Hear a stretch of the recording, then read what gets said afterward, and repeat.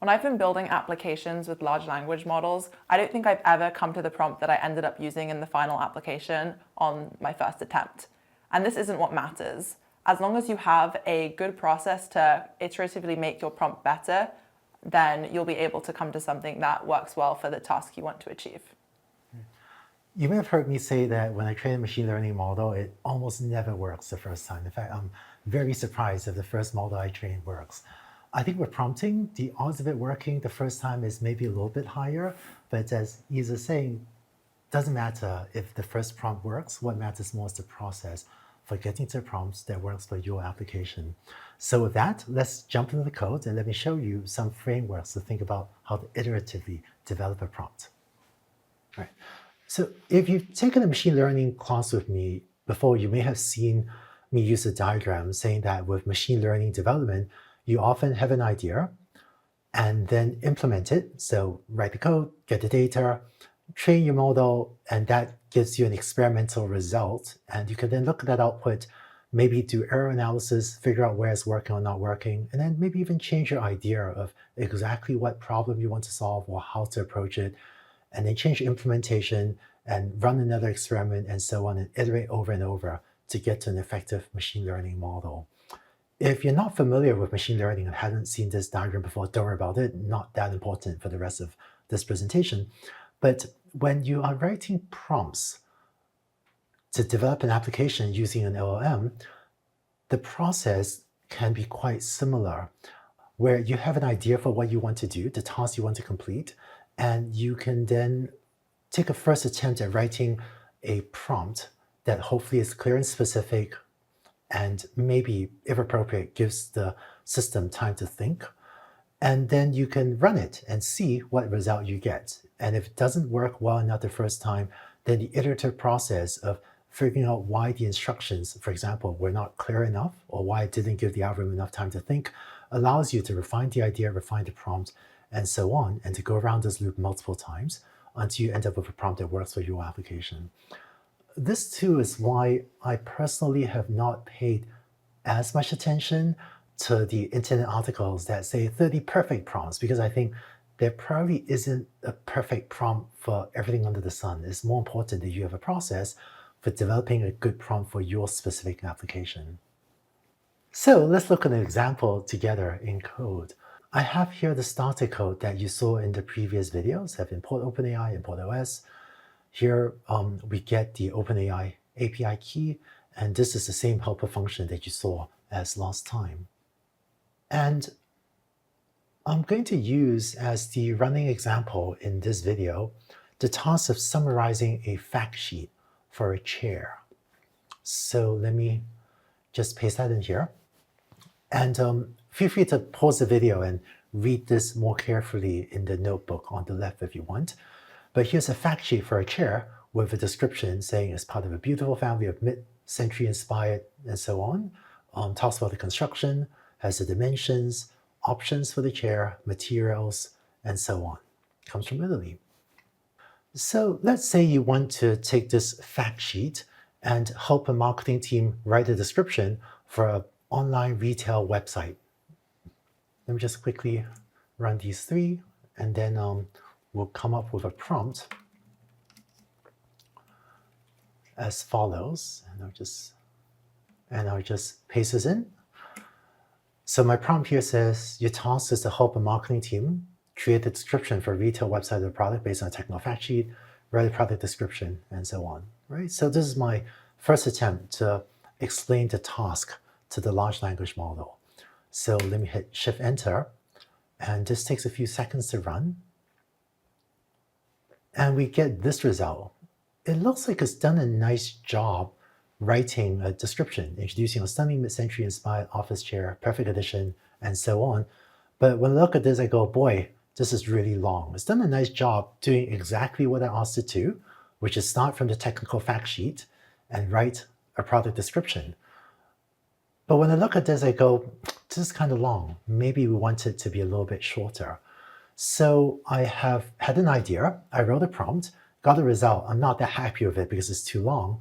So I will then clarify my prompt and say, use at most 50 words to try to give better guidance on the desired length of this, and let's run it again.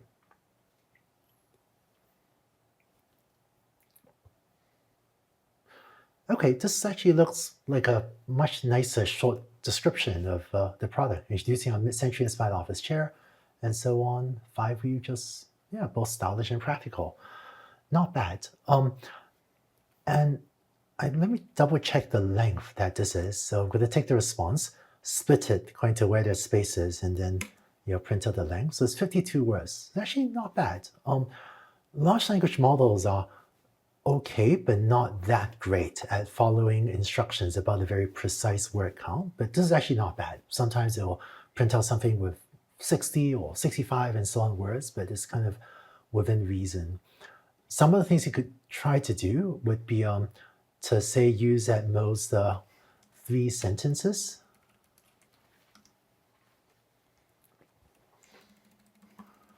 And let me run that again.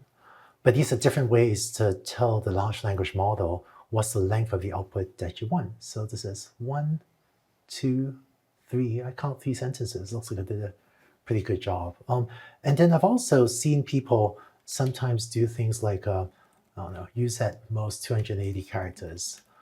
Large language models, because of the way they interpret text, using something called a tokenizer, which I won't talk about, but they tend to be so-so at counting characters, but let's see, 281 characters. It's actually surprisingly close. Usually a large language model doesn't get it quite this close, but these are different ways they can play with to try to control the length of the output that you get. But let me just switch it back to use at most 50 words.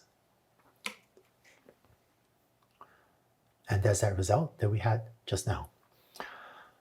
As we continue to refine this text for our website, we might decide that, boy, this website isn't selling direct to consumers, it's actually intended to sell furniture to furniture retailers that would be more interested in the technical details of the chair and the materials of the chair.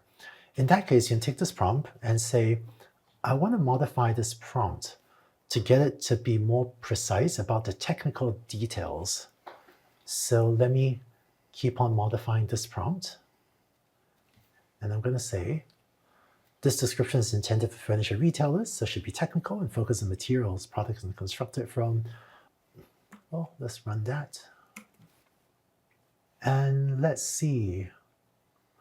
Not bad. It says, coated aluminum base and pneumatic chair, high quality materials. So by changing the prompt, you can get it to focus more on specific characters, on specific characteristics you want it to.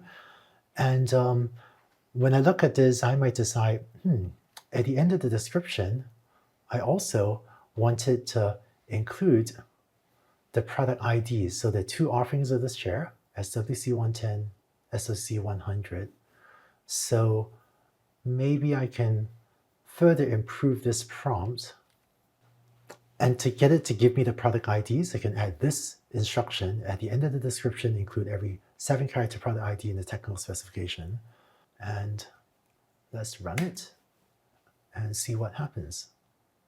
And so it says, introducing a mid-century inspired office chair, shell colors, talks about plastic coating aluminum base, practical, some options, talks about the 2 product IDs. So this looks pretty good.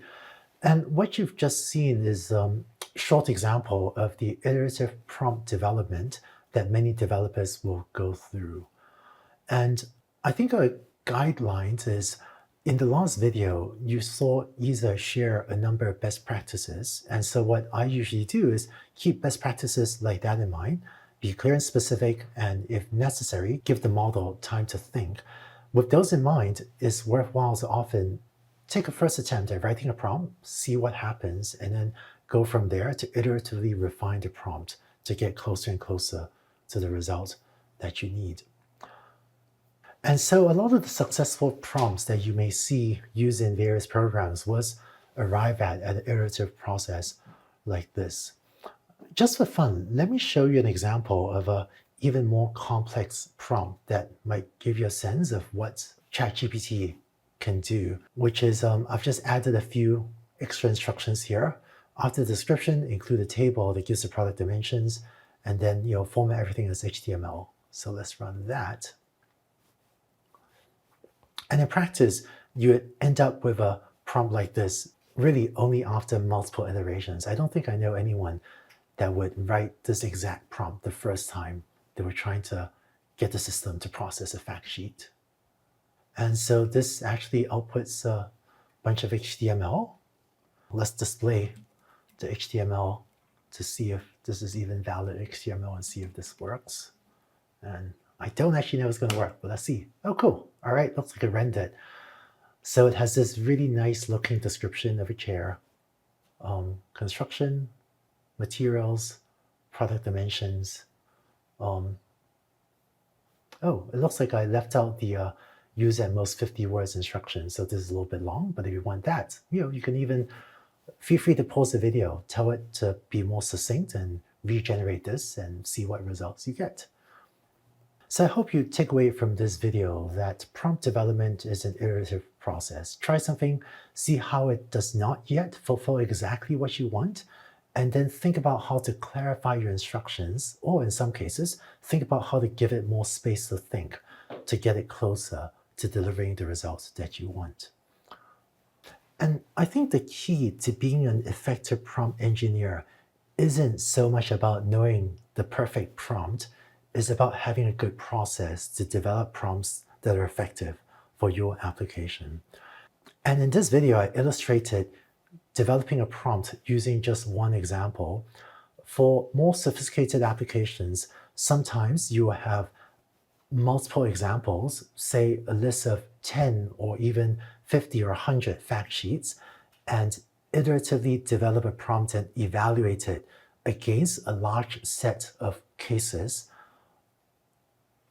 But for the early development of most applications, I see many people developing it sort of the way I am, with just one example. But then for more mature applications, sometimes it could be useful to evaluate prompts against a larger set of examples, such as to test different prompts on dozens of fact sheets to see how its average or worst case performance is on multiple fact sheets. But usually you end up doing that only when an application is more mature and you have to have those metrics to drive that incremental last few steps of prompt improvement. So with that, please do play with the Jupyter Code Notebook examples and try out different variations and see what results you get. And when you're done, let's go on to the next video where we'll talk about one very common use of large language models in software applications, which is to summarize text. So when you're ready, let's go on to the next video.